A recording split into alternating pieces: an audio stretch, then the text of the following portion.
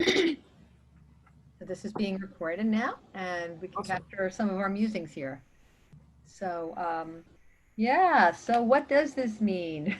And what are the practices that we've each employed? And, you know, I was kind of following the lead of Jacqueline and, um, and Peter, and really just thinking about the approach. I loved listening to Jacqueline's um, talk about her time with her mother tree. I don't know if you got to listen to it or just read it, but listening to it, it's like, oh, it's just really beautiful. And it is quite poetic and spiritual. And I just had read something in Freya Matthews where she talked about invocation. And it was this idea, the two things that I had put in um, somewhere in the invocation about just have inviting whatever it is our being um, to reveal itself, its himself, herself, itself, whatever to us, and being not almost like worthy, but to just be able to be in that space um, of meeting or whatever. And so that to me felt really important.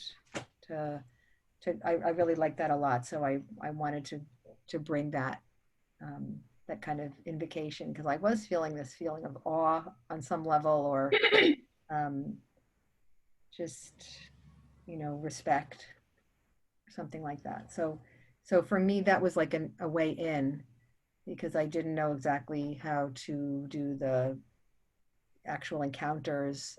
Um, I felt that the invocation was going to set the tone.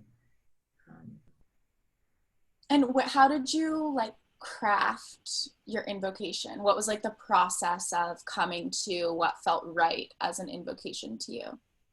well, I had just recently read, some of the words that were in here. Just like I don't have it exactly right in front of me, but it was very much about um, well, actually, I could probably open up my inquiry because I put it right into the words, but I was just holding this feeling of um, because I can remember I kept saying my cats, and of course, like they're my cats, but I kept thinking, well, they may not feel that way. They may feel like that they're humans or something. I don't know, and it just this feeling of respect and awe. So I just sat and kind of meditated for a little bit and kind of felt their presence and looked at them and I just wanted to just kind of put on paper what I would like, what I kind of felt I wanted to express, which is like I really care about you and um, I want to be worthy of kind of what is your real nature without it just imprinting on you know stereotypes and just playful things about cats and just it just kind of came like organically. It felt like this almost like a little bit of a love letter on some level. Um, and this idea of stewardship, it just kind of flowed. It was a very interesting process. And I actually thought of what would be a nice gift for them. They love to eat. They like, well, anything that we're eating, they want people food. So I thought, well, I'll give them something that I know that they would really, really want and that was special. And it's people food. So I had gotten my kids some this canned chicken and it was just sitting downstairs. I'm like, you know what? I bet Gingy and Cole would love that. And I put it on these little, beautiful little dishes. And it was a little ceremony on some level. So I gave it to them. And then while they were eating, I read it. So it felt like it was just like an opening, you know, in a way that felt kind of an honoring. Great, So, thank you. I was asking because my process, so I don't know at what stage you started like deeply paying attention to what my process was, but initially I had hoped to uh, work with a river that's a few hours away from me. And the invocation process there was going to be about like pilgrimage because I have to go all the way there and then I have to hike in to get to where I'm going. So it's very like intentional and sort of separate from my everyday life. And when I was there, I was meditating and I felt like I was really trying very hard and like trying to invoke something, and I felt like it felt very Apollonian, Apolloian. I don't know Mm-hmm. how to pronounce that. But like a process that I had like thought through, and it was like checking all the boxes. And then there was an enormous fire, and there was ash raining down, and I was like, I really don't think that this is where I'm supposed to be. And all of my meditating and like careful focus, like when I stopped meditating, I opened my eyes and there was ash raining from the sky. Like I kind of think that maybe I didn't need to be meditating to like get this message. So for me, that really pulled me back from invocation.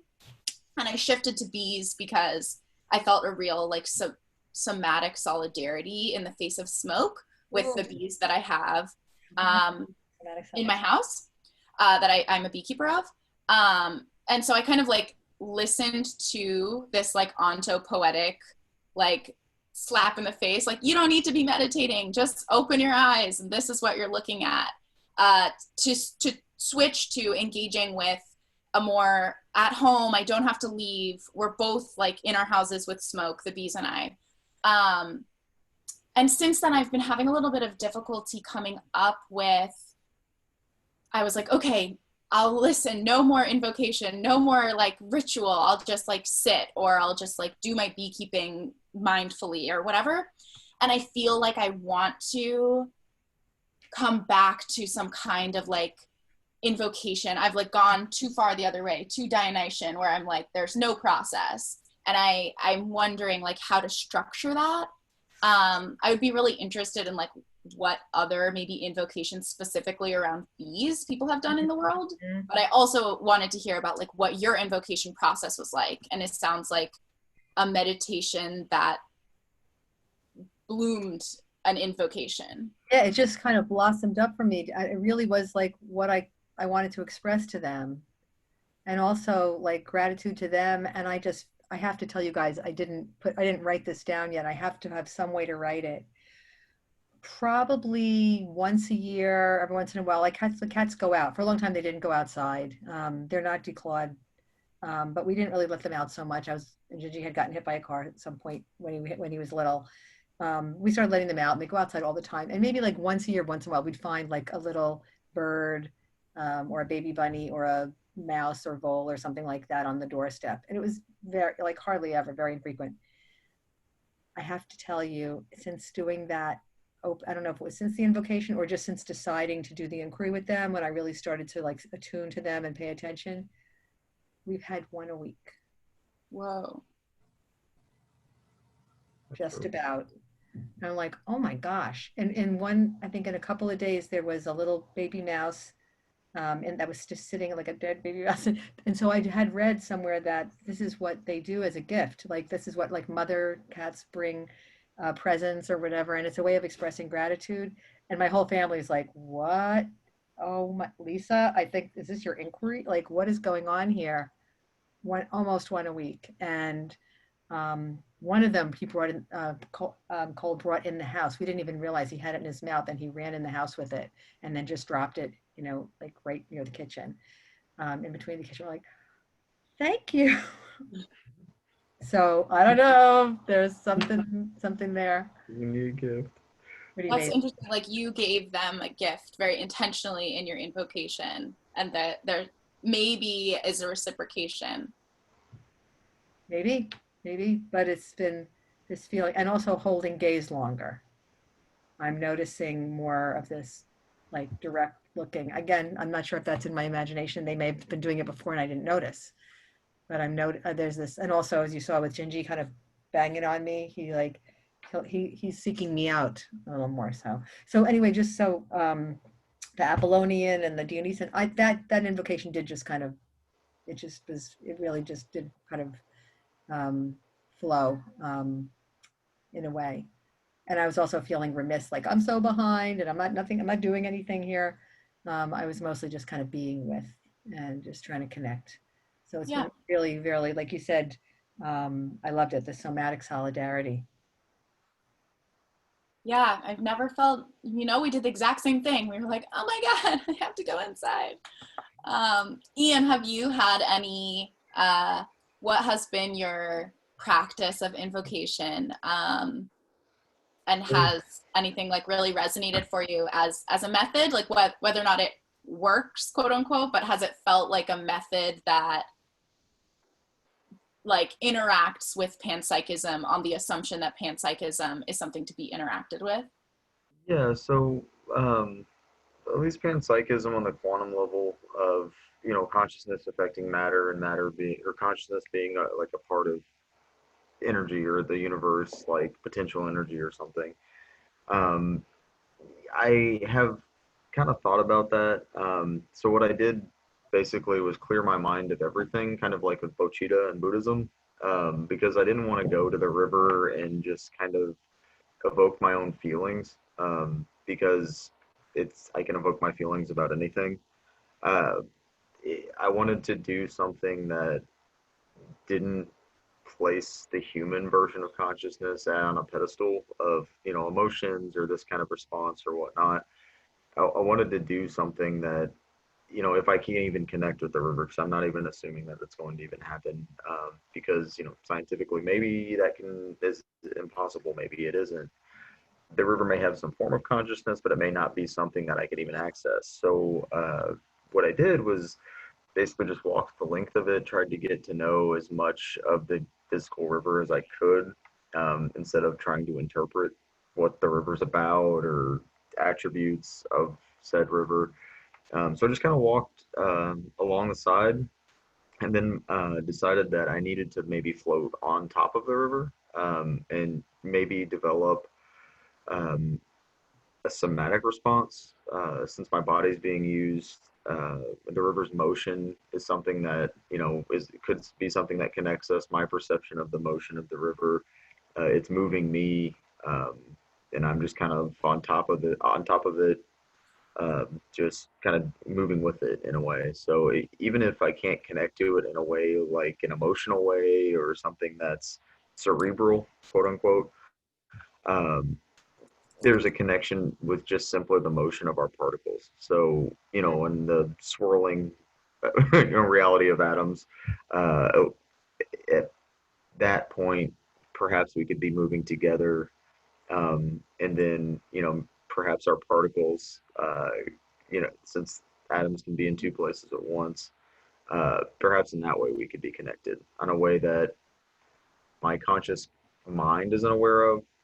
But if consciousness is simply something of the universe like energy, perhaps we could at least be connected in that way. It may not evoke something mental, but that's the best I can come up with. Again, with my conceptualization of the world and what is real. So hopefully that's not too cynical, but that's kind of where I'm at the moment. No, that didn't sound cynical to me really at all. I think that in the panpsychism readings, there's been a lot about mind versus matter and like how we attribute what to what, like what counts as matter, what counts as mind. And I Right. think that your sort of conception of like, if at the very least there's like a material connection, then if there's this consciousness, if there's also a mind in both beings, you and the river, that connection has existed as well. And I think that that's, to me, a lot of this work is sort of about the methods. Like the whole point is just seeing, and like the what if, like like okay, if there's a mind, I'm gonna go be next to it. So I think that that's actually that really resonates for me as tracking with the panpsychism approach. Right. That's because I'm wildly skeptical of panpsychism. However, I'm not of a determinist either. So that's kind of I'm walking the line of traditional science and panpsychism and more of the uh, trying to word this in a way that makes sense. Kind of the directions that science didn't take because it was attributed to the idea of a soul or magic Mhm. or some way of externalizing phenomena outside of expressibility in quantitative or qualitative or the academy or what have you that we've accepted as reality. Gil, can I share you the little paragraph that I stumbled on in the Freya Matthews? You probably read it, but it just jumped out Oh, at me. no worries. She's Yeah, talking about, this is chapter 4. She says, in chapter 2, it was argued that inasmuch as a panpsychist perspective enables us to apprehend via direct communication that the world is real, it provides a solution to that preoccupation of modern philosophy, the problem of knowledge. However, the implications of this communicative relationship for the project of science, the project of rendering the world fully transparent to empirical investigation, were not detailed there. Is the quest for such knowledge as a self-evident end in itself, as has been assumed since the time of the scientific revolution? So basically, she's like, it's a quest to know through direct encounter. Is hmm kind of where she's going. So I'm really, I think that is resonating about your just yeah. go I meet the mean, critter there's where it is, or go hang out with it and see. It's just yeah. a I, direct I'm encounter. Yeah, I'm of the mind that there are many types of knowing, and knowing in general is somewhat of a human creation, I think. But yeah, I mean, science is literally, in my opinion, just one way of knowing based on repetition and, uh, you know, the idea of objectivity. But if, like, for example, in the double slit experiment, among others, if consciousness can compel reality, then objectivity is somewhat impossible. However, when you're launching a satellite or something to another planet, things like mathematics, which, I guess they're objective, but they do have a provability to them. Like if Mm-hmm. you don't use math and you just shoot something into space, it'll probably just explode. So I think that there's places for all these different types of knowing. And Yeah. um, again, my skepticism is mostly of just over applying something like panpsychism to like everything. So, thinking how does math feel about itself or something like that. But anyway, uh, Can I share one more sentence? sure. Okay, it says, since encounter involves contact with the subjectivity of the other, it is always bilateral. It can be said to have occurred only if the other has allowed us this glimpse into its interiority. Hmm. So whatever that means, I don't, how Well, would we know? it seems like Right. Ian, you're kind of walking along that of like, okay, I'll be here if you want me to, but the glimpse into the interiority might not be presented in a way that we can know. Like a river Right. may have a consciousness, but there's no way for us to perceive it at Sure. all. It's like outside of our Hubble volume. Yeah. That makes sense. I mean, that's like parallel universe. I mean, it's there, but you really can't know it's there. But with something like math or something like just like a physical, like in physics, for example, like like a gravitational vibration or an anomaly with algebraic topography, you can kind of know that something might kind of be there. But human intuition's like 1% of, if you were to put the universe on a string, you'd be the little tiny 1% of how things actually might behave. But it's still not invalid because size is relative. So that's kind of the line I think I'm walking. I'm walking the line of, I guess, two different forms of knowledge. So not gonna, not readily accepting the ideology behind anything really, I guess.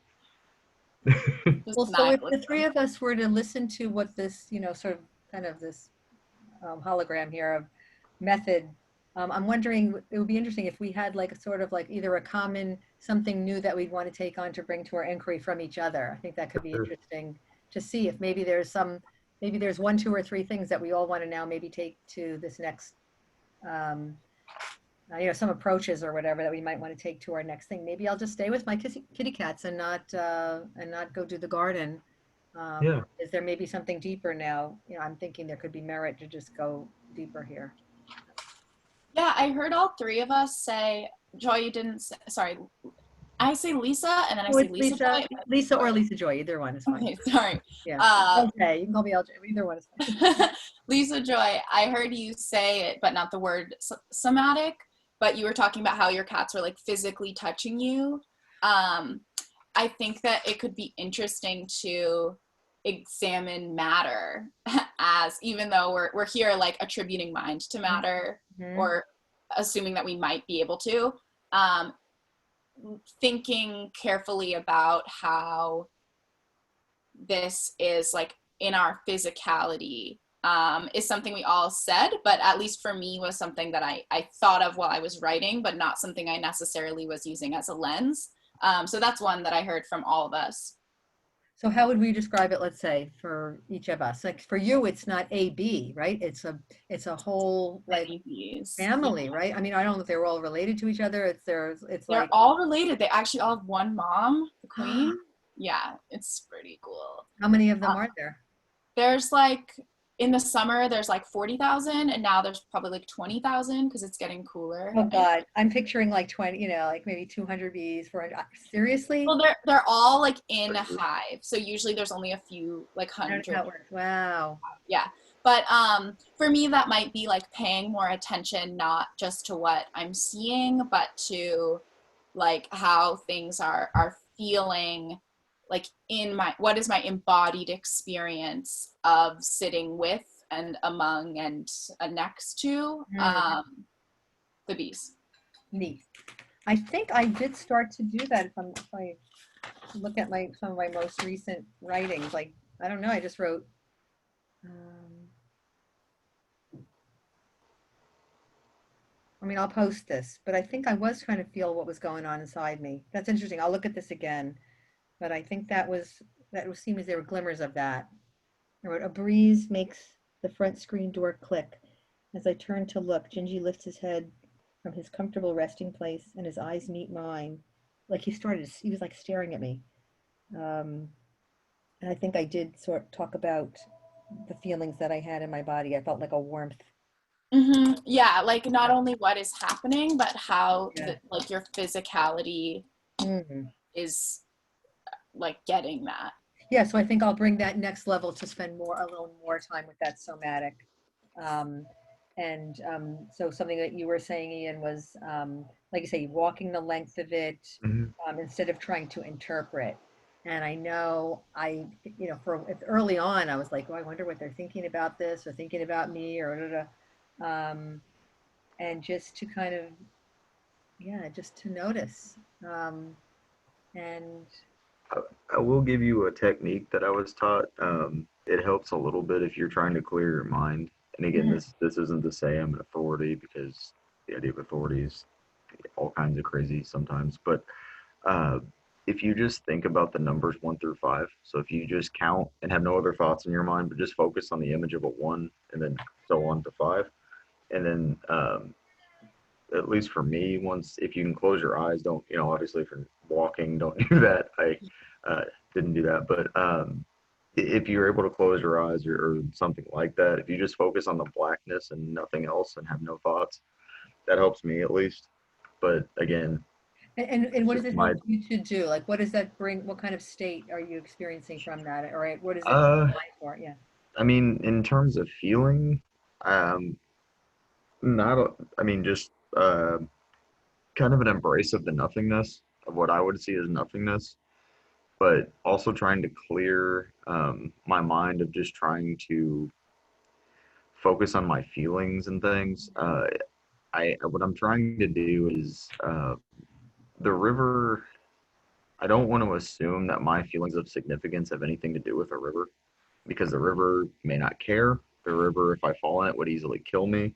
So it the river may not actively care in the way that I think about me at all, or and our consciousness may not intertwine. So attempting to clear my mind is my best effort as far as engagement. To try to not place all of the focus on myself as some sort of introspective Mm. meditation. Oh, that's interesting. Um, because again, I don't want to ramble, but if I were just to do it as an introspective meditation, it almost feels like it's less of an engagement, but more of just me trying to get good feelings from being on some water, which is great. But I don't feel like that's an engagement. I feel like that's me trying to explore my own mind, and that's not engaging anything except myself. Now, can I share what I'm getting from this and you tell me what you're Sure. thinking, Heather? Because I'm just thinking if this was a methodology, let's say that this was some sort of a that warm data thing. Sure. Uh, you said, I don't want to feel like my feelings of significance may actually matter to the river. And so here I am thinking, oh, Gingy and Colin must feel all this gratitude toward me, and I give them this nice food, and I let them out. And I'm trying. That's another thing. I'm trying to also pay attention to cues that Sure. they're different. Like I can kind of tell now. A certain meow means I want to go out. Another one means feed Hmm. me. Another one means pet me or whatever. Um, about like I'm the center of the action for them, and like that may not.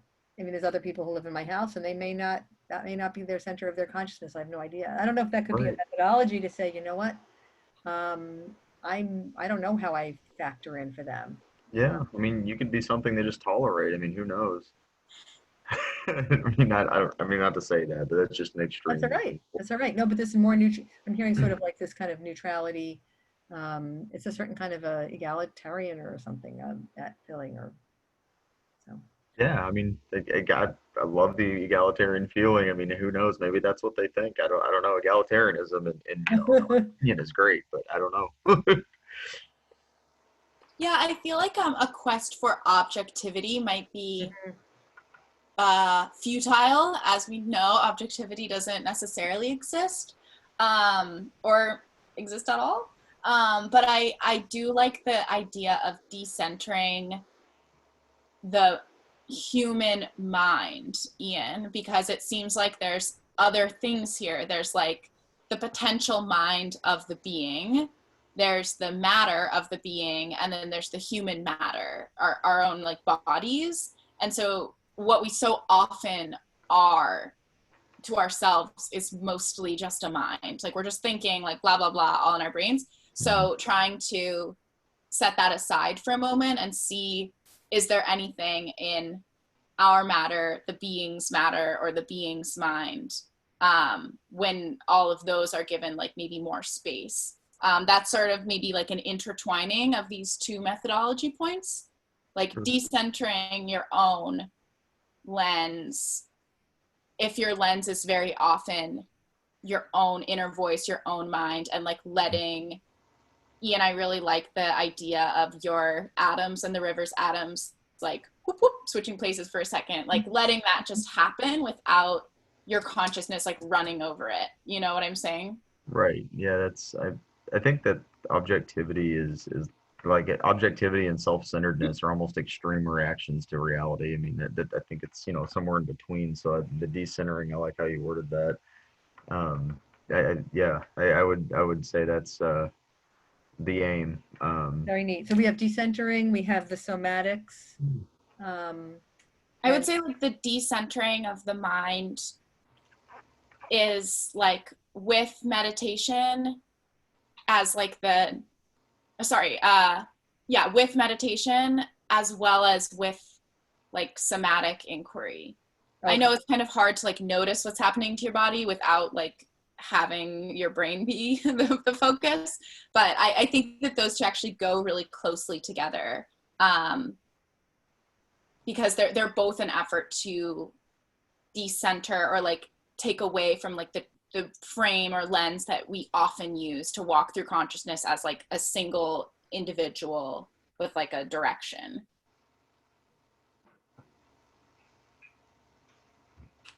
So that Very those neat. to me seem like our two methodology points, which I'm excited about to Okay. extend a little So we're further. going to connect them. So the two methodologies, so we know that it's two. So decentering of the mind with meditation and the decentering of the mind with the somatic inquiry. They're both going to be connected. We'll both call them a certain kind of a decentering, um, and encounter. Hey, listen, we may come up with some new New theoretical term. framework here and have to publish a paper in the Journal of Panpsychics. That Get would be The like Journal of Panpsychism, just Freya Matthews' website.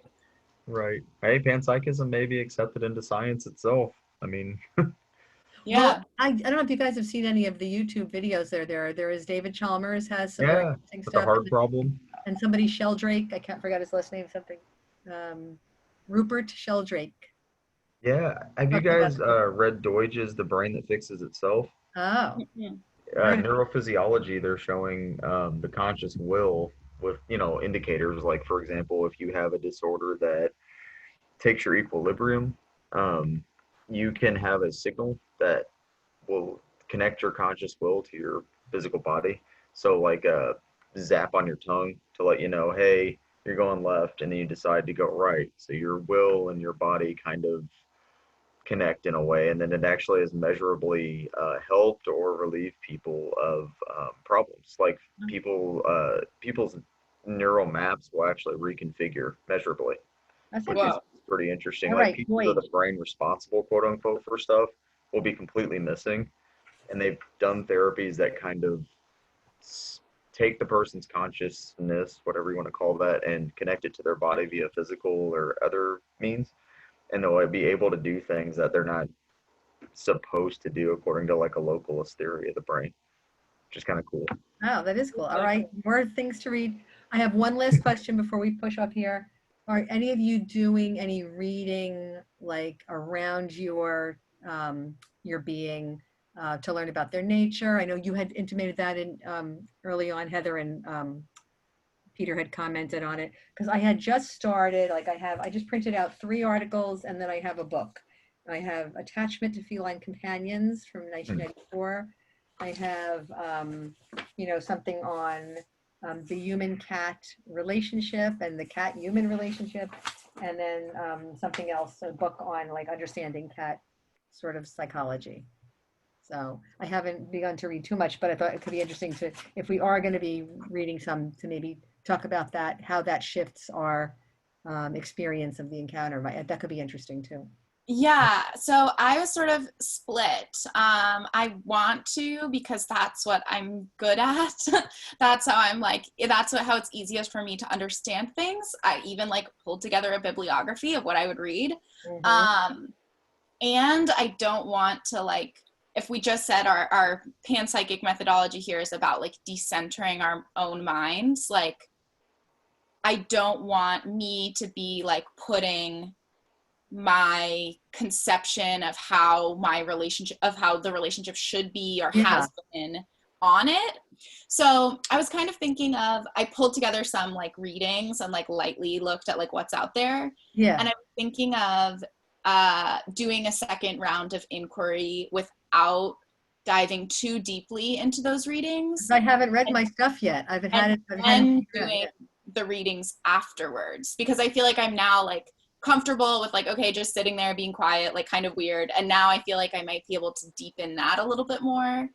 But when would you do But I, it? Because he was but I saying, really want to do the readings, but they were which I saying think this would would be the be, week. This week they want us to read about cooperative inquiry over the next yeah. So I'm down to read about cooperative inquiry and panpsychism, but I think I'm going to hold on. And so we're in inquiry cycle 2 is about to happen. Okay. After what we propose in the midterm paper is inquiry cycle 2, which Okay. I think will still be just me and the bees. And then inquiry cycle 3, I feel like that's where I want to pull in my reading to be I'm like, cool with okay, that. I'm absolutely cool be if all we the way at do the that as a end. group.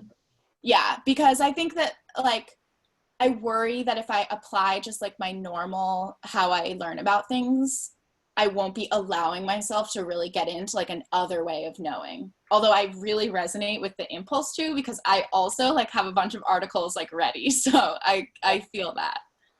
Okay. Well, do you want to make that as a group decision to agree with that? Ian, is that something, I don't know if you're doing kind of research, if you're into that too, like reading about your river, or you want to, maybe we can all plan to do that for cycle 3. Yeah, I've been looking at indigenous traditions of the river, and then what, like kind of incorporating the archaeological theory, but like how paleo-indigenous people may have related to the river, like the first people maybe to see that river, and then looking at prehistoric and like geological formations of the river to know how the river came to be, like its beginnings. So yeah, I've been doing research on trying to research it as a being because it's existed longer than it's had a name, maybe even probably longer than people, well, definitely longer than people have even been in the area. So it's, if the river has a consciousness and quote unquote can see like we can, it's seen before Okay, people, so you've already done some of that. yeah, yeah. Yeah. But so that's kind of yeah, I agree with that approach in short. Okay. All right. Well, I'm going to hold off then for cycle 2, and Yeah. I'll I read might dip my my library toe book. in, especially around like what invocations people might have used with bees, but I'm holding off on any like, there's so much cool stuff about like how bees got here, like the anthropology of beekeeping, like oh my god, Yeah. some crazy cool stuff. But I don't want to, I want to like let myself travel down the panpsychic inquiry route before I apply my like general lens. So holding off till cycle 3 totally works for me. Okay, yep, all right, I'll join in that. And then, do you want to set up another time to check in with each other and meet? Do you want to share papers with each other before we submit them? Like, how should we, I mean, any way that you'd like us to be of support as a group with each other that you're thinking? Or just, let's just continue to connect. I feel like meeting after the paper, another Zoom after the papers could be useful. Ian and or Lisa Joy, does paper support seem good to you? To me, it seems like. I say after is, I agree with after. We'll do after. And it doesn't have to be all that. This doesn't sound like it has to be the most. It's only That's what I was going to say. I think it's it's pages, not right? super, yeah.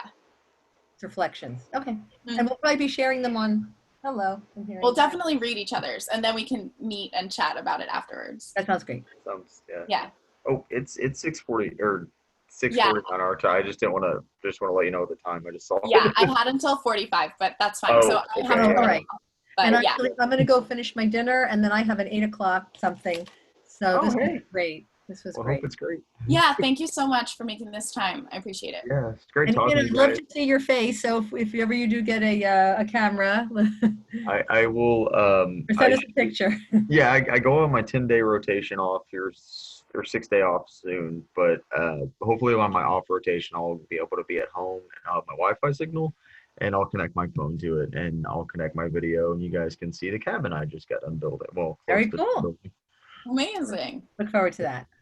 Yeah, nice to talk to all of you. Yeah, you too.